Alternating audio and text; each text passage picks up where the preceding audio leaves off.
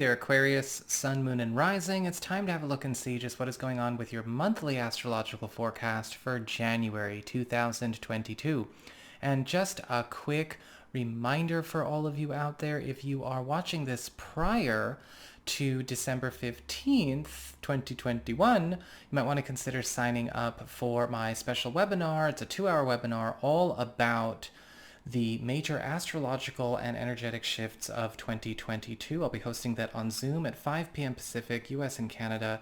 And so you can sign up for that on my website, integrativemysticism.com, or follow the links below for more details. And even if you're not able to make it, whether it's a time zone thing or you're watching this after the 15th, I will also have replays available. I'll be sending replays out to everyone who registers, and I'll have replays also available for purchase after the event. So just there's something in it for everybody. So what is going on when it comes to your January? Well, we still have Venus retrograde for the vast majority of January. I know we covered this in December's monthly, and we also have a special video all about Venus retrograde. So I don't know about you, but I'm already Venus retrograded out, and at the time of recording this, it's not even time yet. But I do want to make sure that this is available for folks that might be new and, didn't know we already talked about this. And so Venus retrograde is in your 12th house, the vast majority of the month, your past, your privacy, and the hidden zone of your life.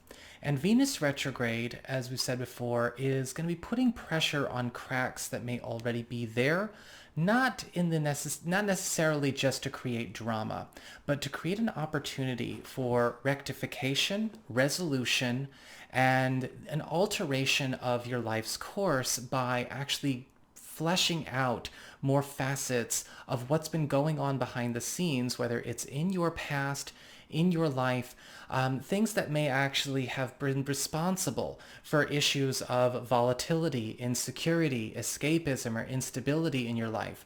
This could be a very weird month because with Venus retrograde in the 12th house, there could be a lot of veils dropping, right? A lot of reveals going on, especially when it comes to difficult truths or the other sides of stories that we really do need to hear. These could be stories from old friendships, old relationships, old business situations, even old family stories that have maybe been responsible or in small part or in large part for how a lot of different chapters or stories kind of proceeded in our life up until now. Venus retrograde can make this a very uncomfortable time because you may be dealing with volatile, insecure, or, unstable situations, or maybe situations that people never wanted to reveal. We may be finding out about some weird, elaborate cover-ups. But when we go through the process of solving it, because this is all about solving it, sustainable, constructive solutions, you're going to find that there may be some hidden opportunities, hidden treasures, and some very powerful restorations and renewals in it for you. But we have to walk through that dark tunnel, or at least reveal what others may have been covering up or what may have been kept out of sight, solving a lot of mysteries all at the same time. A lot of unmasking going on for you guys. Now, this is going to have the edge taken off of it, don't worry, by the sun in this area as well in the first half of the month. So it's definitely not as intense as it could be. And this is definitely one of the lighter Venus retrogrades I've ever reported on, because it happens once every 2 years. With the sun in your 12th house, we are seeing intention, enhancement, and support also being brought into areas of your life that do take you back to your past, but in the interest of actually bringing opportunities for renewal and restoration and recovery. Now, this could be the recovery of missing assets, missing opportunities, or maybe even restoring things that had once been marred or compromised in the past, whether it's due to a big event, a big change, a job change, a move, relationship shift, bringing things back that really ultimately would do very well with and for us in the present day. Sorry, my cat was sitting on my lap and one of her hairs flew up into the glasses. One of the things that I would say about the sun in Capricorn that's also really, really helpful at this time is that we're also getting a chance to breathe new life into things that ultimately have had to wait too long to have their day. And that is exactly what a lot of the first half of January is all about for you. What is ready to come out? What is ready to make its debut? What is ready to have its day in the sun? And this can apply to all areas of your life. We do also have Mercury in your sign for the first half of the month direct, which is a beautiful blessing because when we have Mercury in our sign, we get the wild card blessings of the planet of communications, haste, and speed. And yes, Mercury will be going retrograde later, but we're taking this one step at a time. Don't rush me.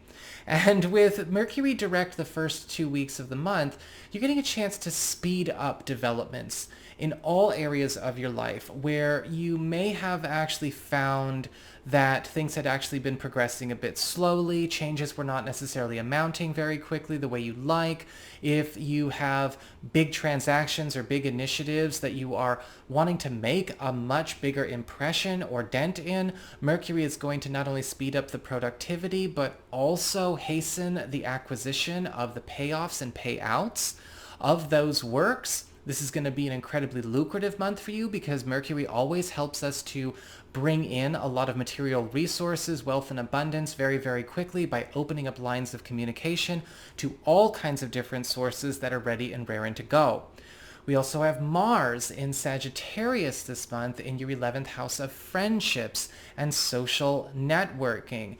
And for the first 2 weeks of January, you're going to notice that action, passion, energy, driving force, and obstacle clearing is really going out of its way to help you get closer to your strongest people, getting closer to your best friends, and cultivating much deeper relationships with allies across the board.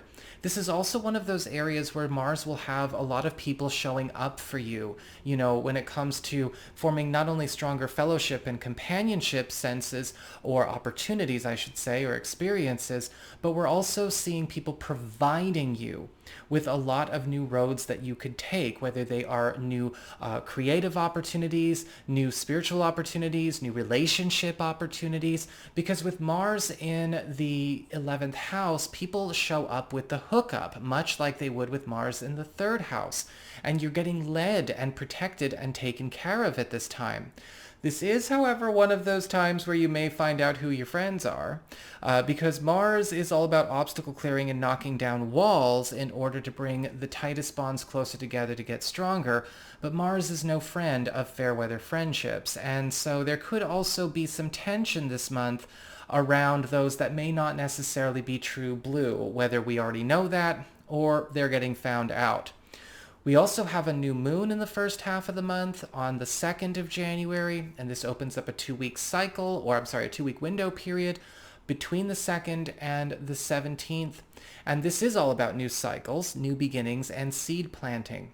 When you have a new moon in your 12th house, you're actually getting a chance to resurrect something, bring something back to life that maybe you didn't feel got to have its time, or its time in your life was cut short. Or perhaps with a new moon in the 12th house, it did have its time, but you would like to do it again. And this could spell an opportunity for you to maybe put another move, a trip on the table. Maybe there's something that you would like to revive in your career. There's something that you would like to revive as a way of connecting to your family, to friends with that Mars energy there, really putting yourself out there, maybe reviving something that you would like to contribute to the world, or an image you would like to have, reviving an aspect of yourself. For instance, this is a powerful moment for you to call something back and claim something that may have actually been left back in time. You get to pull it now into the present and renew, refresh, breathe that life back in, which seems to be a very strong theme for you this month, Aquarius.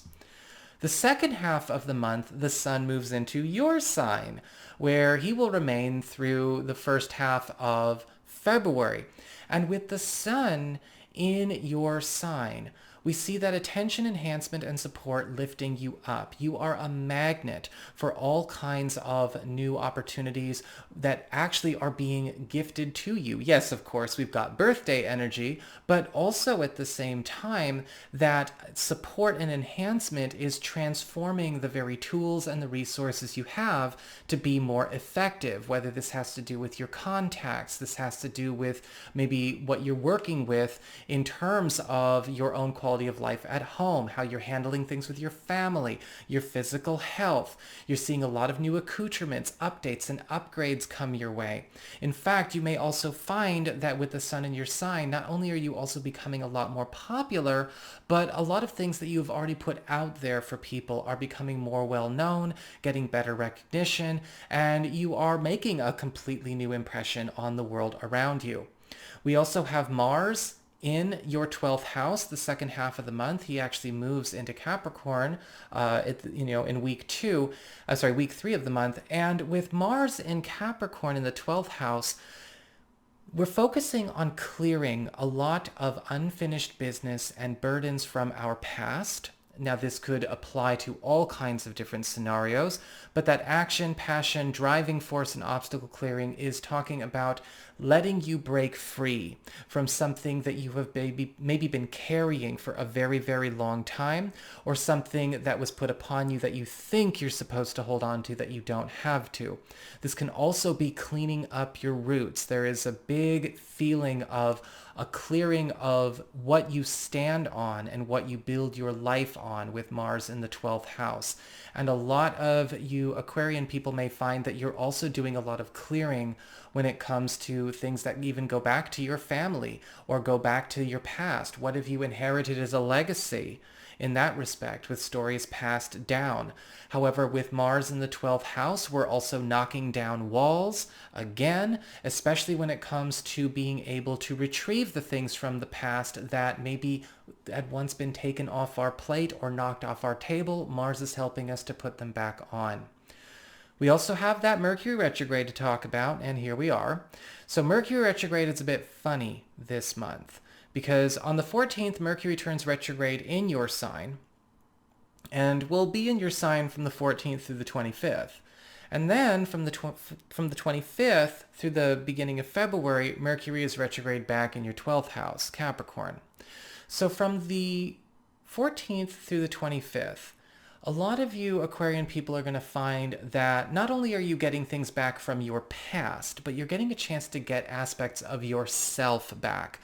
Revisits, revisions, and rearrangements are all on the table for you when it comes to being able to claim things that maybe you had left behind in your own development, things that you don't necessarily do anymore, things about yourself that you wish you could bring back to life within yourself, following with the big resurrection theme of your January, as well as being able to claim possibly property, or possibly anything that really does belong to you that never should have actually been gone in the first place. Now, the thing is, this can be a very confusing time for other people, however, because with Mercury retrograde in our sign, we kind of go into a bit of a transformation phase. And so you may also find that you are revising and reevaluating a lot of your relationships and commitments and connections this month as well.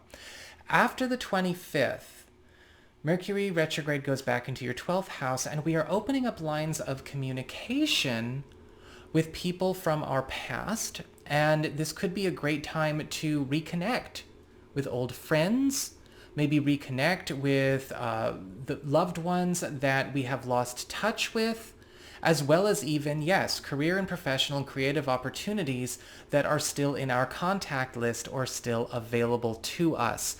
This is also an opportunity with Mercury retrograde in the 12th house for a lot of you to change something that was perhaps done in the past that you are still working around or living with today to function a lot more smoothly for you.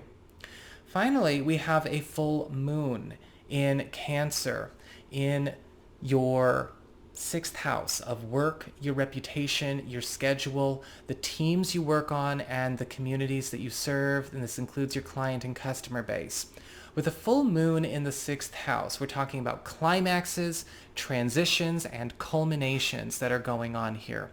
When we have this occur, a lot of you are going to be finding that you are shifting on out of a path that you have been on for a very long time. You may be noticing a big break with certain crowds or populations in your field, or maybe on the job. Now, this is something that could be seen as a big growth spurt, something that lifts you up very, very high.